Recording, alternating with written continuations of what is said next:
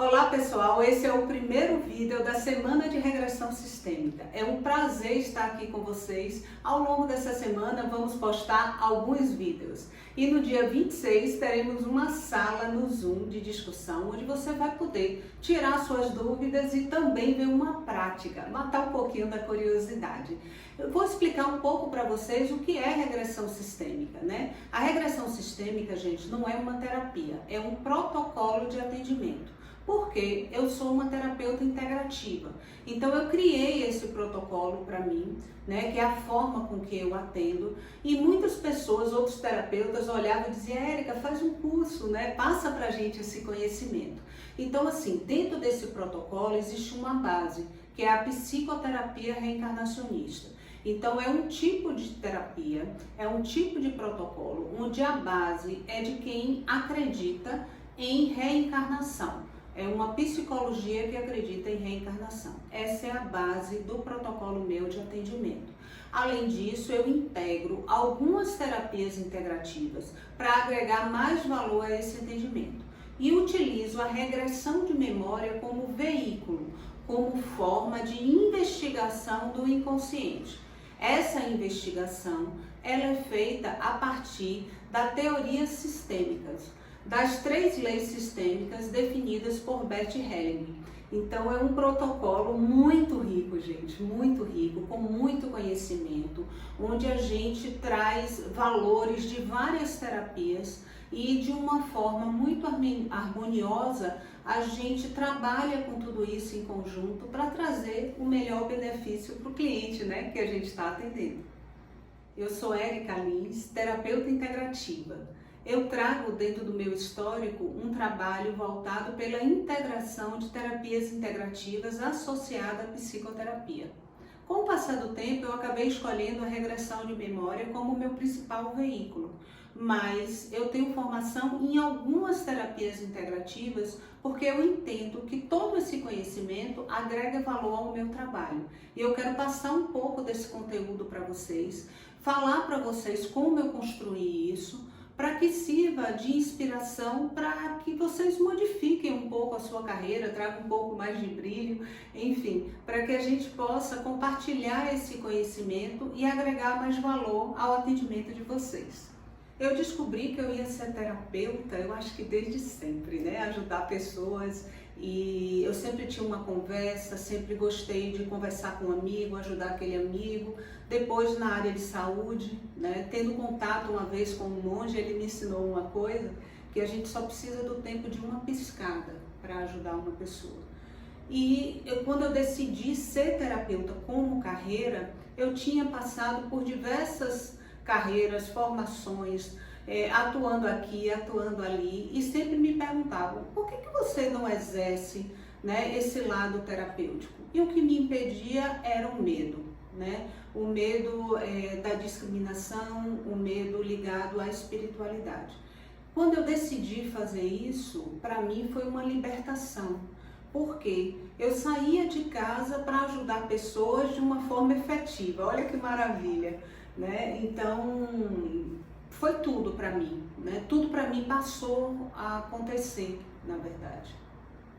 O meu maior medo estava ligado à discriminação, porque eu achava que para mim ser terapeuta, esse lado meu da espiritualidade ia prevalecer e eu ia ficar muito exposta, né? Eu sempre trouxe essa questão minha da espiritualidade, da minha mediunidade, de uma forma muito reservada, né? Quando eu fui evangelizada, me ensinaram isso, porque desde criança eu trazia essa questão, então eu tinha problemas de relacionamento, né? Se eu fosse abrir isso, como é que você vai interagir com seu coleguinha, né? Então eu aprendi a ser muito reservada com isso, poucas pessoas sabiam, né, do que eu fazia, enfim. E aí eu tinha esse receio mesmo da discriminação e passei por esse problema no começo meu dos atendimentos. Por quê? Porque eu tentava separar isso. E claro que eu não conseguia, né? Na hora que eu defini isso com clareza, os próprios clientes que chegavam para mim já sabiam disso. Então eu não sofria esse problema da discriminação do qual eu tinha tanto medo. Olha, a minha primeira experiência com espiritualidade foi desde sempre, né? Na verdade, porque desde 3 anos que eu comecei a ser evangelizada no centro, então desde sempre a minha espiritualidade teve comigo, né? A minha mediunidade, que depois eu fui entender cientificamente o que era mediunidade e como isso se retratava em mim e no meu dia a dia, nas coisas que eu fazia. Então, se você me perguntar qual foi a minha primeira experiência, eu te diria, a primeira que vem aqui na minha memória é aos 12 anos, um atendimento na área de saúde, à distância, que eu fiz no centro, um atendimento de cura. Foi algo que para mim foi bem significativo, foi a primeira vez que eu pude atender à distância e dias depois eu vi que aquela pessoa tinha melhorado. Então isso tem a ver com uma idade muito pequena, né? Porque eu só tinha 12 anos, mas a partir dali eu percebi como eu podia ajudar pessoas. E passei a ajudar pessoas no meu dia a dia. Como vocês já sabem, eu saio de casa para ajudar pessoas. Se é com regressão de memória, se é com terapia, opometria, tanto faz, ou com uma simples informação. Mas eu diria que esse fato aos 12 anos foi o mais marcante para mim, foi o começo. Quando eu defini a minha formação, foi interessante porque eu saí buscando inúmeros conhecimentos, porque eu queria ter embasamento do que eu ia fazer, né, de qual técnica melhor a ser aplicada. Depois eu compreendi que a integração dessas técnicas tinha um valor incrível, porque eu podia dar um atendimento mais personalizado ao meu cliente. Então eu saí buscando formação em diversas técnicas, parando, estudando, e é importante vocês compreenderem que o estudo é quem vai dar a vocês essa segurança de conhecimento. Quando você define qual técnica é a sua técnica, como eu defini a regressão de memória, aí eu fui buscar uma formação específica, onde cada terapeuta, cada técnica de regressão de memória que existia, ou as principais, que eu não posso dizer todas, né? Mas na minha pesquisa, as principais técnicas, eu fui buscar formação com cada uma dessas pessoas, com cada técnica dessa, entender, compreender como ela acontece, praticar, para que eu pudesse chegar no resultado que eu tenho hoje. Então, uma dica que eu deixo a vocês: se capacitem, estudem bastante, procurem as formações que são assim que tenham mais êxito no mercado, com os principais profissionais, para que você possa se sentir seguro e definir a melhor forma de atendimento para você. Eu percebi que eu sabia o suficiente quando eu tive o retorno de um paciente do qual eu acolhi e escutei ele. Eu não apliquei nenhuma técnica, foi só acolhimento e escuta. Nessa hora eu estava disponível para ele.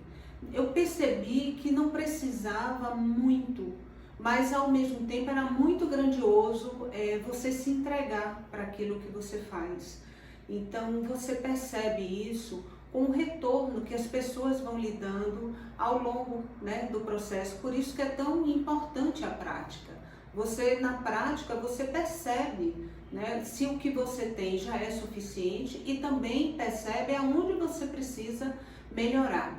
Quanto mais conhecimento você tem, menos medo você também tem. E o medo é o maior fator limitante do corpo encarnado. Então, assim, esse conhecimento, ele é de uma importância muito grande. Mas mais do que isso é você saber como aplicar esse conhecimento para ajudar essas pessoas. E isso só a prática vai lhe dar. O cliente, ele percebe o valor do que você entrega na hora que você passa para ele é uma verdade. Na hora que ele sente que você está realmente escutando ele, está realmente querendo entender o que ele tem e não o que você quer dar para ele, porque na verdade você não sabe o que você quer dar para ele, né? Você presume, mas se você não escutar, não acolhê-lo, você não vai ter certeza da forma ou da melhor forma que você pode ajudá-lo. Então essa segurança está na escuta, na forma com que você escuta ele, com que você acolhe. Por isso que a entrevista inicial nos atendimentos terapêuticos, elas são primordiais, porque é lá que você encontra com ele, é lá que ele lhe conhece, é lá que você conhece a história dele, entende de que forma você pode ajudá-los. E tem uma coisa muito importante nisso, que vocês precisam perceber. Às vezes você vai se deparar com um cliente que a melhor forma de ajudá-lo não é ele ser atendido por você. E aí você vai precisar direcionar ele para um novo atendimento com um outro terapeuta, enfim. Mas assim, é essa lealdade que ele precisa entender que existe entre o terapeuta e o cliente. Você precisa sempre alinhar com o seu paciente aonde está o tratamento dele, como ele chegou e aonde ele está.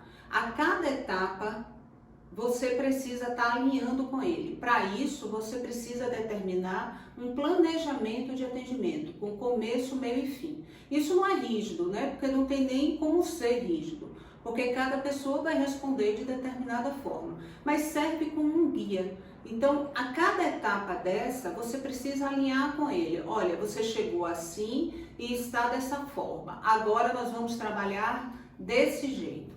Esse tipo de terapia é uma terapia muito abstrata, mas ao mesmo tempo você precisa puxar o cliente para o racional, para a análise, para que ele possa realmente compreender o caminho que ele está seguindo. Então, todos os procedimentos que eu faço, eu procuro explicar a ele por que aquele procedimento vai ser feito e qual o objetivo com aquele procedimento. Isso é indispensável, porque aí ele vai entender o ganho que ele está tendo com isso e vai ser seu parceiro, né? Por quê? Porque tem uma parte que cabe a você, uma parte que cabe ao seu cliente e uma parte, gente, infinitamente maior que não nos cabe, a gente só respeita, né? Como essa técnica traz muito da espiritualidade, a gente também precisa trazer esse entendimento.